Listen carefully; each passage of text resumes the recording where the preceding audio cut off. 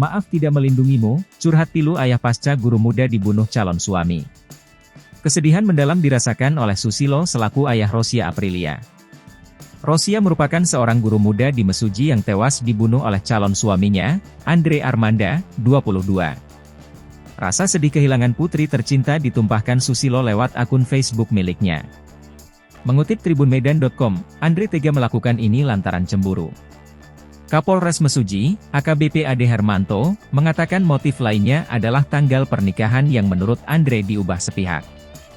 Rosia tewas dengan luka parah di leher akibat senjata tajam. Sebelum ditetapkan tersangka, Andre sempat membuat alibi demi mengaburkan perbuatannya. Video pendek penangkapan pelaku yang berdurasi tidak sampai 1 menit juga tersebar di media sosial Facebook. Banyak warga Mesuji yang mengunggah foto pelaku dengan hujatan yang menyertainya. Salah satunya akun FB bernama Ardan yang memposting foto pelaku pembunuhan guru SD di Mesuji. Postingan lainnya ada di akun Marhakim. Pasca kepergian putrinya, Susilo menulis pesan haru di Facebook. Ia mengungkapkan kesedihan atas kepergian sang putri. Susilo tampak tak percaya jika putri yang ia cintai harus tewas mengenaskan dibunuh oleh Andre Armanda yang merupakan calon suaminya.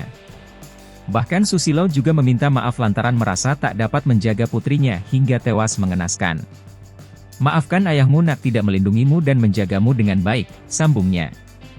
Tak hanya itu saja, lewat unggahan lain, Susilo juga menyinggung perilaku Andre terhadap Rosia Aprilia. Dia menilai, perbuatan Andre sudah sangat keji sehingga tak pantas disamakan dengan manusia. Susilo lega karena Andre Armanda berhasil ditangkap oleh pihak kepolisian setelah menghabisi nyawa Rosia dengan keji. Ia berharap jika pelaku dapat dihukum setimpal atas perbuatannya kepada sang putri.